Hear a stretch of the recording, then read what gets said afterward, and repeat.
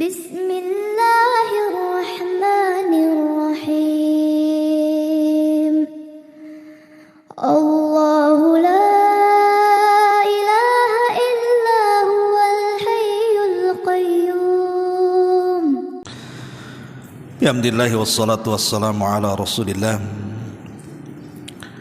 wa ala alihi wa sahbihi wa mawalah wa la hawla wa la quwata illa billahi wa ba'du. Perhatikan hadis yang ke-19.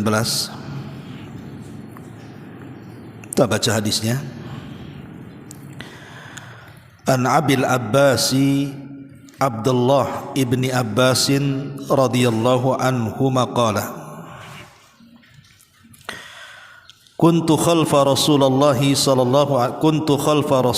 sallallahu alaihi wasallam faqala Ya gulam inni uallimuka kalimatin ihfadillaha yahfadka ihfadillaha tajidhu tujahak idza sa'alta fas'alillaha wa idza sta'anta fasta'in billah wa'lam annal ummata law ijtama'at ala an yanfa'uka bi syai'in lam yanfa'uka illa bi syai'in qad katabahu Allahu laka walau ijtama'u ala an yadurruka bi syai'in lam yadurruka illa bi syai'in qad katabahu Allahu 'alaika rufi'atil aqlamu wa jaffatis suhufu rawahu Tirmidzi wa qala haditsun hasanun sahih wa fi riwayati ghairi Tirmidzi ihfadillaha tajidhu amamak ta'arraf ila Allahi fir raha ya'rifka fi syiddah wa'lam anna ma akhta'aka lam yakun liyusibak wa ma asabaka lam yakun liyukhti'aka wa'lam anna an-nasra ma'as sabri wa anna al-faraja ma'al karbi wa anna ma'al usri yusra. Dari Abdullah ibn Abbas radhiyallahu anhuma, dia berkata, satu hari aku pernah berboncengan bersama Nabi sallallahu alaihi wasallam, lalu beliau bersabda, wahai anak kecil, sungguh aku akan mengajarimu beberapa kalimat. Jagalah Allah, niscaya Dia akan menjagamu. Jagalah Allah, niscaya engkau akan mendapatinya di hadapanmu. Apabila engkau meminta sesuatu, mintalah kepada Allah. Apabila engkau memohon pertolongan, maka mintalah pertolongan kepada Allah. Ketahuilah, kalau seandainya umat manusia bersatu untuk memberikan manfaat kepadamu dengan sesuatu, niscaya mereka tidak akan mampu memberikan manfaat kepadamu kecuali dengan satu yang telah Allah tentukan takdirmu. Dan kalau seandainya mereka bersatu untuk menimpakan bahaya kepadamu dengan sesuatu, niscaya tidak akan membahayakanmu kecuali dengan sesuatu yang telah Allah tetapkan dalam takdirmu. Pena-pena telah diangkat, lembaran-lembaran telah kering. Dalam riwayat di luar Tirmidzi, Rasul mengatakan, jagalah Allah, niscaya engkau akan mendapatinya di hadapanmu. Ingatlah Allah dalam keadaan engkau lapang, niscaya Dia akan mengingatmu dalam keadaan engkau sulit. Ketahuilah bahwa segala sesuatu yang Allah tetapkan akan luput darimu, niscaya tidak akan pernah menimpamu. Dan segala sesuatu yang telah ditetapkan akan menimpamu, maka tidak akan luput bagimu. Ketahuilah bahwa pertolongan itu di balik kesabaran, kelapangan itu di balik kesulitan, dan kesukaran pasti di baliknya ada kemudahan. Baik. Qatufidin yang dimuliakan Allah Subhanahu wa taala. Hadis ini adalah hadis yang sangat agung sekali, sampai dikatakan oleh Imam An-Nawawi rahimahullahu taala, hadza haditsun azimul mauqi'. Hadis ini adalah hadis yang sangat agung sekali kalau seandainya kita mau mempraktekannya. Bahkan Al-Imam Ibn Rajab juga mengatakan hadis ini yatadhamman wasaya azimatan. Hadis ini terdapat wasiat-wasiat yang sangat agung sekali. Apa saja wasiat dalam hadis ini? Kita akan rinci. Pertama, hadis ini dikeluarkan atau diriwayatkan oleh seorang sahabat namanya Abdullah ibn Abbas radhiyallahu anhuma. Abdullah ibn Abbas ini putra daripada paman Nabi, artinya dia dengan Rasul itu sepupu. Dan ketika Nabi SAW memberikan wasiat kepada Abdullah ibn Abbas dengan hadis ini, beliau masih muda, usianya masih sekitar 10 atau 11 tahun, artinya masih anak-anak. Kalau sekarang ini masih sekolah SD, belum lulus juga. Tetapi Nabi SAW tahu bahwa walaupun dia masih anak-anak,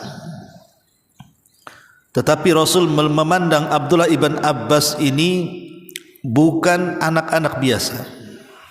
Dia punya kecerdasan yang tidak dimiliki sahabat-sahabat kecil lainnya. Wajar karena ketika dia masih bayi, Abdullah ibn Abbas ini pernah didatangkan kepada Nabi kemudian ditahnik. Dan itu hukumnya sunnah.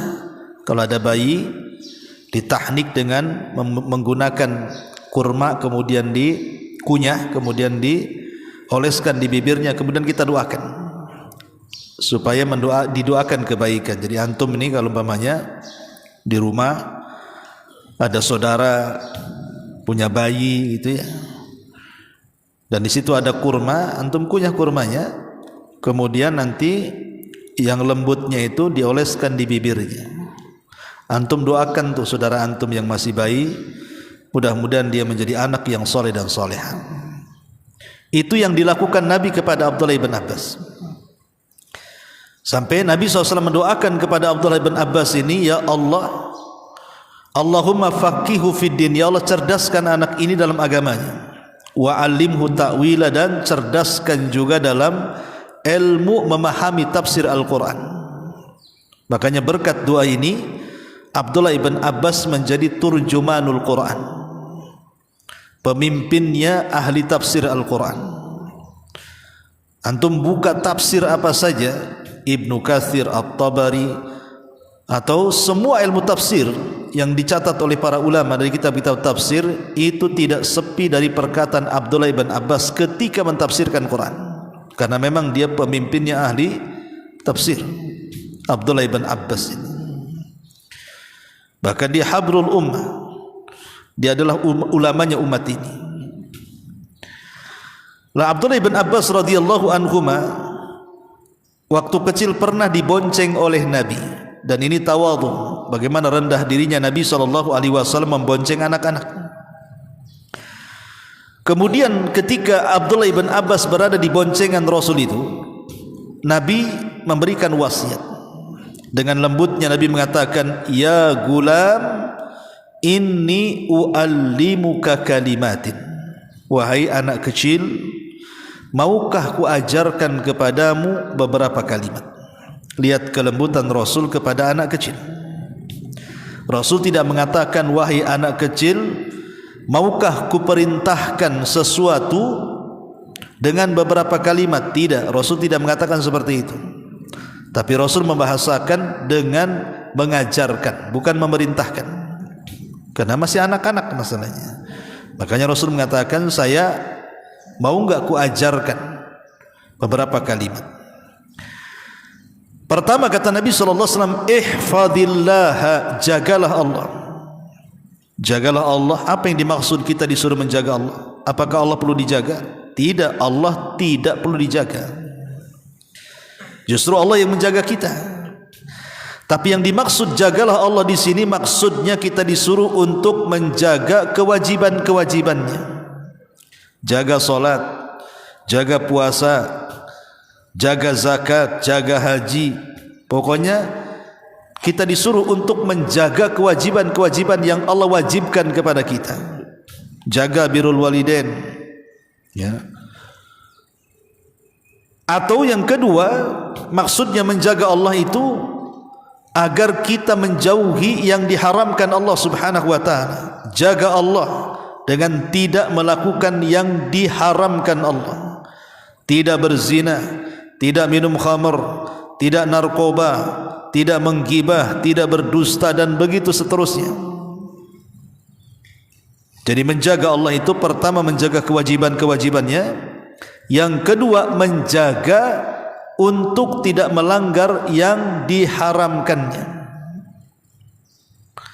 Atau lebih daripada itu, menjaga yang disunnahkan oleh syariat Islam dan berusaha menjauh yang dimakruhkannya. Itu artinya menjaga Allah, ya. Kemudian sebagai balasannya Rasul mengatakan yahfadka, maka Allah akan menjaga kamu. Maka siapapun ikhwan, kalau kita menjaga kewajiban-kewajiban Allah, menjaga sunnah-sunnah yang Allah Subhanahu wa taala perintahkan kepada kita, kemudian menjaga yang diharamkan Allah Subhanahu wa taala atau yang dimakruhkan, atau dengan istilah lain kita tidak bermaksiat kepada Allah, maka yakin Allah akan menjaga kita. Apa yang dijaga Allah dari kita? Pertama, badan kita. Allah akan berikan kesehatan. Orang yang suka melaksanakan kewajiban, melaksanakan yang sunnah dan menjauhi yang diharamkan dan yang dimakruhkan itu, maka badan kita akan dijaga dari kesehatan, dari keburukan, ya. Yang kedua, dijaga harta kita. Harta kita akan dijaga oleh Allah Subhanahu wa taala, akan diberkahi Allah Subhanahu wa taala. Atau yang ketiga, keluarga. Keluarga kita akan dijaga oleh Allah Subhanahu wa taala. Inilah yang dimaksud kalau kita menjaga perintah-perintah Allah, menjauh larangan-larangan Allah, maka Allah akan menjaga kita, pertama badan kita, harta kita, dan keluarga kita. Dahulu ada seorang ulama namanya Abu Tayyib At-Tabari, atau dikenal dengan Al-Imam At-Tabari rahimahullahu ta'ala. Ma'ruf seorang ulama tafsir, Imam Tabari. Imam Tabari ini usianya hampir mendekati 100 tahun. Jadi satu hari dia safar bersama teman-temannya. Kemudian saat berhenti hendak beristirahat, dia akan menunggang kuda. Usianya sudah 100 tahun. Tapi dia sanggup meloncat dari atas kuda layaknya anak muda sampai ke bawah. Pada rata-rata di usia-usia di atas 70-80 tahun itu tulang pun dah lunak, ya. Kadang-kadang jatuh sedikit patah, ya kan? Kalau orang sudah tua kan biasanya banyak penyakitnya. Loncat sedikit sakit pinggang, nanti encok. Itulah orang tua, ya. Tapi Abu Tayyib At-Tabari ini, dia bisa meloncat dari kuda sampai ke bawah. Jadi teman-temannya yang seusia dia heran, kok bisa? Ya, kok bisa dia meloncat dari atas kuda? Loh, kuda kan tinggi itu. Apa jawaban Abu Tayyib At-Tabari? Dia mengatakan, karena dulu sejak kecil aku berusaha menjaga diriku kepada Allah untuk tidak jatuh kepada kemaksiatan dan menjaga kewajiban-kewajibannya, maka setelah tua Allah jaga badanku, katanya. Allah jaga badanku. Bahkan saya dulu punya guru waktu masih mondok di Gresik itu. Usianya itu sudah 80 tahun. Ya. Jadi kalau kita ini simaan Quran, itu padahal ngaji Qurannya pada maghrib itu. Dan cuaca tidak penerangan kurang. Tapi yang guru saya itu sudah hampir 80, dia bisa membaca Quran tanpa pakai kacamata. Awas matanya. Biasanya kan usia-usia yang sudah tua itu imma rabun, ya kan, katarak atau apa kan. Ini enggak, matanya itu awas sekali. Ada sudah tua tuh. Setelah saya cari rahasianya, rupanya karena setiap malam dia membaca Quran. Setiap malam dia membaca Quran, akhirnya Allah jaga tuh matanya itu. Tidak terkena rabun dekat atau rabun jauh gitu ya. Dan kita tidak heran, karena hadis Rasul mengatakan apa? Ihfadillaha yahfadka. Jaga Allah, niscaya Allah akan menjaga kita. Artinya kalau kita menjaga perintah-perintahnya dengan cara melaksanakan kewajiban-kewajibannya, atau menjaga larangan-larangannya dengan cara kita menjauh dari semua yang diharamkannya, maka janji Allah yahfadka, pasti Allah akan menjagamu. Menjaga badan kita, tidak mudah terserang penyakit, menjaga keluarga kita, menjaga harta kita, dan begitu seterusnya. Kemudian wasiat yang kedua, ihfadillah, jaga Allah, tajidhu tujahak, maka engkau akan mendapati Allah di hadapan. Maksudnya mendapati Allah di hadapanmu.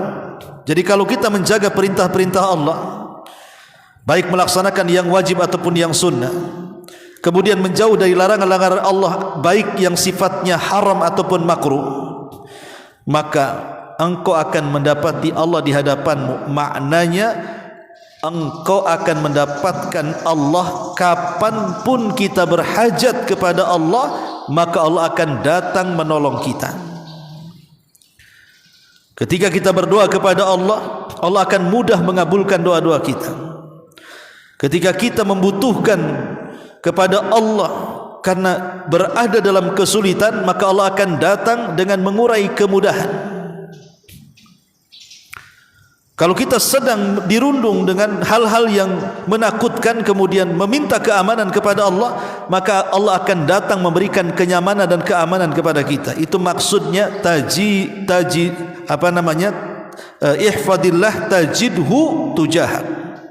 Jaga Allah, maka Allah akan kau dapati di hadapanmu. Maknanya Allah akan senantiasa menolong kita, mengawasi kita, melindungi kita, memberikan keamanan saat kita takut, mengijabah setiap doa-doa yang kita panjatkan, dan begitu seterusnya. Dan harus yakin. Makanya hadis tentang wali-wali Allah, apa kata Nabi SAW? Wa ma yazalu abdi yataqarrabu bin nawafil hatta uhibbahu.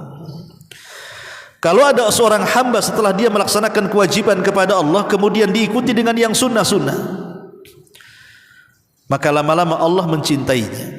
Kalau Allah sudah mencintainya, kata Rasul dalam hadis kursi, maka Allah akan menjadi pendengarannya, Allah akan menjadi penglihatannya, Allah akan menjadi tangannya, Allah akan menjadi kakinya. Kemudian di ujung hadis Rasul mengatakan, wala in sa'alani la u'tiyannah wala in ista'adzani la u'idzannah. Kalau dia minta pasti kukabulkan, kalau dia minta perlindungan pasti kulindungi. Maka siapapun yang menjaga Allah, pasti Allah akan mengabulkan setiap permintaan kita, dan Allah akan melindungi setiap permintaan perlindungan kita kepada Allah Azza wa Jalla. Kemudian Rasul mengatakan, wasiat yang ketiga, idza sa'alta fas'alillah. Kalau minta, minta kepada Allah. Jangan pernah minta kepada selain Allah, karena selain daripada Allah Subhanahu wa taala tidak akan mengabulkan permintaan kita. Datang ke kuburan wali fulan, kemudian meminta-minta di kuburan, penghuni kubur lo tidak akan mampu mengabulkan permintaan kita. Datang ke dukun, badukun, saya lagi mau buka usaha, tolong lancarkan usaha saya. Mbah dukun lo tidak bisa melancarkan usaha. Datang ke orang pintar, bertanya, panjangkan umur saya. Orang pintar tidak bisa panjangkan umur orang, karena yang namanya jodoh, yang namanya rizki, yang namanya maut, itu semua di tangan Allah Subhanahu wa taala. Kalau kita ingin jodoh, minta kepada Allah. Kalau kita ingin rizki, minta kepada Allah. Kalau kita minta dipanjangkan umur, minta kepada Allah. Karena 3 perkara ini semua di tangan Allah Subhanahu wa taala. Idza sa'alta fas'alillah. Kalau minta kepada Allah. Wa idza sta'anta fasta'in billah. Yang keempat, dan kalau minta pertolongan kepada Allah. Apapun yang kita lakukan di dunia ini, libatkan Allah dalam setiap permasalahan kita. Antum para talabatul ilmi ini, ketika mamanya belajar, berdoa kepada Allah agar Allah memberikan kecerdasan kepada kita dan kita bisa mengamalkan kecerdasan kita. Libatkan Allah dalam setiap permasalahan. Iyyaka na'budu wa iyyaka nasta'in. Karena isti'anah ini penting dalam kehidupan kita. Seberat apapun masalah, kalau Allah ikut campur dalam permasalahan kita, pasti akan Allah uraikan masalahnya. Tapi sekecil apapun masalah, kalau Allah tidak ikut campur tangan, maka akan sulit mencari jalan keluarnya. Itu sudah dipastikan demikian. Dan sebisa mungkin jangan pernah meminta pertolongan kepada manusia. Para sahabat ikhwan, kalau mereka sedang safar, kemudian ada salah seorang di antara mereka mungkin pelananya jatuh ke tanah, maka sahabat tidak akan pernah minta kepada orang untuk diambilkan. Dan ini harus punya izzah kayak antum-antum ini. Jangan suka minta tolong sama kawan. Pamannya ada bukunya ketinggalan atau penanya ketinggalan, ambil. Tidak usah tolong ambilkan, jangan. Seorang muslim itu harus menjaga izzahnya. Selama kita mampu melakukannya, lakukan sendiri. Jangan minta tolong sama orang, kecuali dalam kondisi terdesak dan darurat saja. Karena itu menyangkut izzah masalahnya. Karena bagaimanapun minta pertolongan itu hanya kepada Allah Subhanahu wa taala. Walaupun boleh kita minta pertolongan kepada selain Allah yang sanggup melakukannya, tapi demi izzah kita, demi kemuliaan kita, jangan. Kalau bisa lakukan sendiri. Selama kita bisa melakukannya, lakukan. Tidak usah minta sama orang. Karena di sini Rasul mengatakan idza sta'anta fasta'in billah. Kalau minta pertolongan hanya kepada Allah saja. Selain Allah, sebaiknya jangan minta tolong kecuali dalam kondisi tertentu dan dia pun sanggup melakukannya. Tapi kalau minta pertolongan kepada makhluk selain daripada Allah dan dia tidak sanggup memberikan pertolongan, itu syirik, tidak boleh. Seperti minta tolong sama dukun, ya syiriklah, tidak boleh. Dukun tidak bisa memberikan pertolongan pada kita.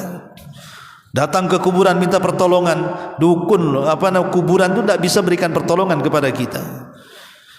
Jadi di sini diajarkan tauhid. Kalau minta kepada Allah, kalau minta pertolongan, mintalah pertolongan kepada Allah. Wa'lam, ketahuilah. Yang kelima, annal ummata law ijtama'at ala an yanfa'uka bi syai'in lam yanfa'uka illa bi syai'in qad katabahu Allahu lak. Ketahuilah bahwa kalau seandainya satu umat ini berkumpul, timur, barat, utara dan selatannya, semua berkumpul untuk memberikan manfaat kepadamu dengan sesuatu, niscaya mereka tidak akan sanggup untuk menyampaikan manfaat itu, kecuali kalau manfaat itu memang sudah ditulis bahwa engkau akan mendapatkannya. Tetapi wa in istama'u ala an yadurruka bi syai'in, kalau semua manusia berkumpul untuk mencelakakan kamu, lam yadurruka, tidak mungkin kecelakaan sampai kepadamu, illa bi syai'in, kecuali dengan sesuatu qad katabahullahu alaika, memang kecelakaan itu sudah di Lauhil Mahfuz dicatat akan menimpa kamu.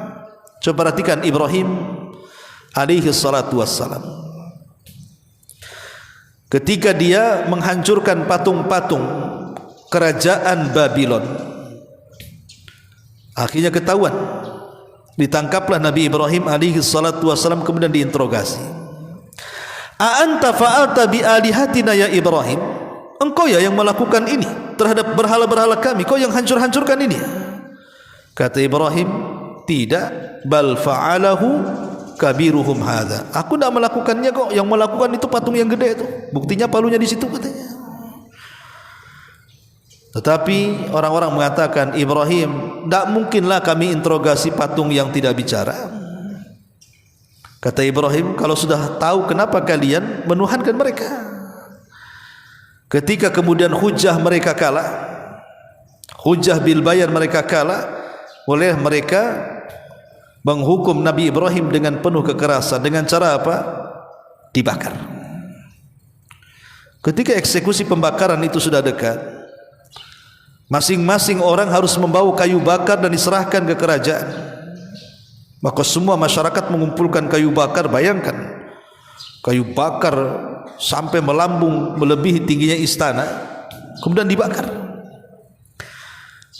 Karena yang namanya kebakaran itu, kita dekat-dekat aja panas, sehingga mereka tidak bisa memasukkan Ibrahim ke dalam api. Tapi mereka punya ide untuk dibuatnya manjanik. Manjanik itu ketepel gini, ketepel besar. Ibrahimnya terus ini layangkan begitu.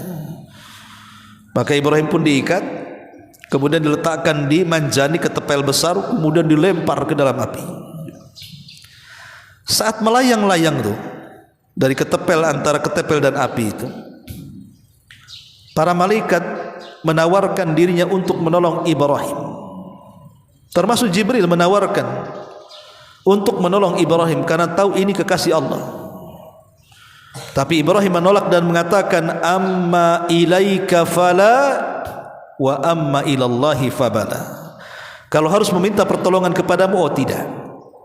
Tapi kalau harus meminta pertolongan kepada Allah, ya. Maka Ibrahim mengatakan, hasbunallah wa ni'mal wakil, ni'mal maula wa ni'man nasir. Cukuplah Allah sebagai pelindungku, karena Dia sebaik-baik pelindung bagiku. Ketika Ibrahim semata-mata mengucapkan kalimat ini, turun pertolongan Allah Subhanahu wa taala. Kul ya naru kuni bardan wa salaman ala Ibrahim. Katakan, ya api, jadilah kau dingin, selamatkan Ibrahim. Tiba-tiba sifat api yang harusnya panas menjadi dingin atas kehendak dan kuasa Allah. Ketika Ibrahim masuk ke dalam api, menggigil Ibrahim, dan tidak ada satu helai kulit Ibrahim terbakar dengan api itu yang ada dia kedinginan dan menggigil. Hanya tali-talinya saja yang terbakar. Entah berapa hari api itu menyala, tidak dijelaskan dalam sejarah. Tapi saat kemudian api itu padam, mereka semuanya mengetahui bahwa Ibrahim belum mati. Itulah makna di sini, kalau seandainya manusia berkumpul untuk mencelakakan kamu, maka kecelakaan itu tidak akan sampai kepadamu kecuali yang ditakdirkan Allah. Ibrahim belum ditakdirkan celaka di situ. Kalau kita terapkan kaidah ini, siapapun yang mengancam kita, selama kita tidak sombong, maka kecelakaan itu tidak akan sampai kepada kita. Ada orang yang mengancam, saya sihir kamu, mungkin dia dukun, saya santet kamu, tidak perlu takut, ya. Jadi kalau ada orang yang mengancam, saya akan santet kamu, saya akan sihir kamu, saya akan bunuh kamu, tidak perlu takut. Karena sihir, santet, pembunuhan tidak akan terjadi kecuali memang sudah dicatat di Lauhil Mahfud. Mau satu dunia menyihir kita, kalau di Lauhil Mahfud belum dicatat kita terkena sihir, tidak akan kena sihir. Walaupun satu dunia mau menyantet kita, kalau di Lauhil Mahfud belum dicatat kita ini tidak terkena santet, tidak akan kena santet. Disinilah harus pentingnya tauhid ini. Karena satu dunia memberikan manfaat pun percuma, satu dunia menghindarkan madarat kita pun percuma saja kalau di Lauhil Mahfud kita tidak tercatat mendapatkan manfaat ataupun menolak madarat. Maka di sini inilah kaidah yang bisa menenangkan hati kita namanya. Kenapa demikian? Karena Rasul mengatakan rufi'atil aqlam wa jaffatis suhuf. Karena pena sudah diangkat, lembaran sudah kering. Dalam riwayat selain Tirmidzi, Rasul mengatakan ihfadillaha tajidhu amamak. Jagalah Allah, niscaya Allah akan menjaga kamu, niscaya Allah akan kau dapati di hadapan. Dan penjagaan Allah kepada kita ini harus kita yakini. Dahulu ada seorang kibar tabi'in namanya Abu Muslim Al-Khawlani. Abu Muslim Al-Khawlani ini ditangkap oleh Al-Aswad Al-Ansi, si nabi palsu. Di Yaman dulu ada nabi palsu namanya Al-Aswad Al-Ansi di zaman kekhilafan Abu Bakar. Lah di antaranya ada seorang muslim namanya Abu Muslim Al-Khawlani. Ditangkap sama si nabi palsu ini, kemudian diinterogasi. Maukah engkau bersaksi bahwa Muhammad adalah utusan Allah? Karena dia seorang muslim, Abu Muslim Al-Khawlani. Ya, aku bersaksi bahwa Muhammad adalah utusan Allah. Kata Al-Aswad Al-Ansi, maukah kau bersaksi aku juga utusan Allah? Maka Abu Muslim Al-Khawlani pura-pura budak. Apa kau ngomong? Katanya pura-pura budak dia.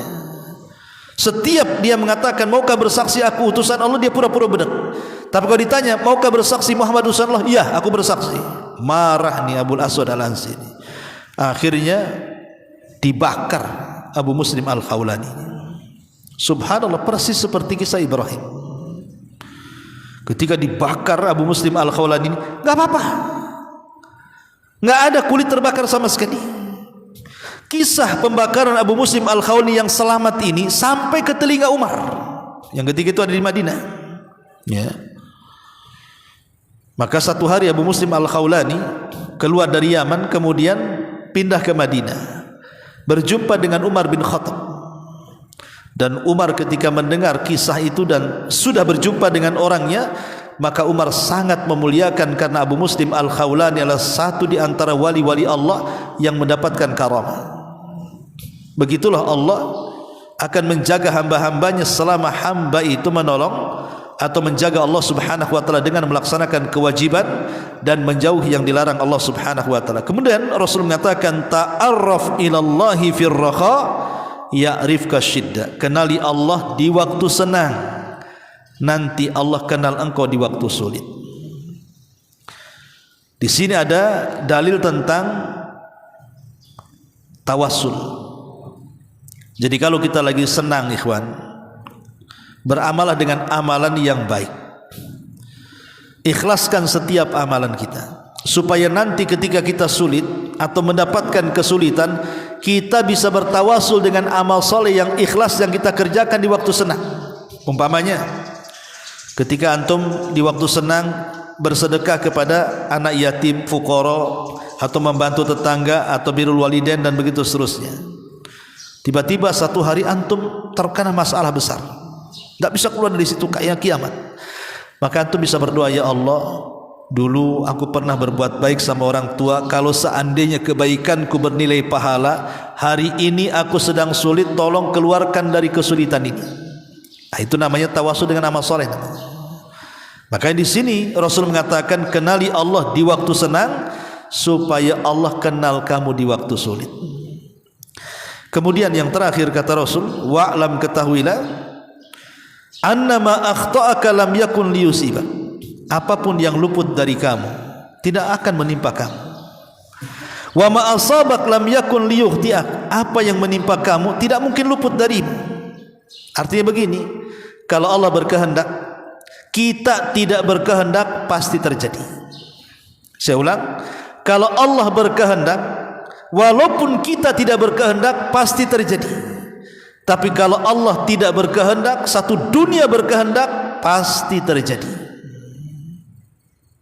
Kalau Allah berkehendak, satu dunia tidak berkehendak, terjadi pasti terjadi. Karena kehendak Allah pasti terjadi. Mau dihalang-halangi siapapun pasti terjadi. Tapi kalau Allah tidak berkehendak, satu dunia berkehendak untuk menyakiti, untuk memberikan manfaat, kalau Allah tidak berkehendak tidak mungkin terjadi. Inilah namanya beriman dengan takdir. Beriman dengan takdir itu menenangkan hati, ikhwan. Kalau memang Allah takdirkan kita kaya, pasti kaya. Kalau Allah takdirkan kita miskin, ya miskin. Kalau Allah takdirkan kita dapat pekerjaan, insya Allah dapat pekerjaan. Kalau Allah belum takdirkan, ya enggak, ya. Artinya bahwa kita ini hanya berusaha saja, yang menentukan Allah Subhanahu wa taala. Kemudian Rasul mengatakan wa'lam, ketahuilah anna nasra ma'as sabri. Namanya pertolongan itu harus diiringi dengan kesabaran. Antum ingin jadi sukses, ingin jadi pintar, sabar belajar. Dengan kesabaran itu nanti pasti akan pintar, ya. Tapi kalau tidak sabar, malas, mau balik, nggak akan pintar.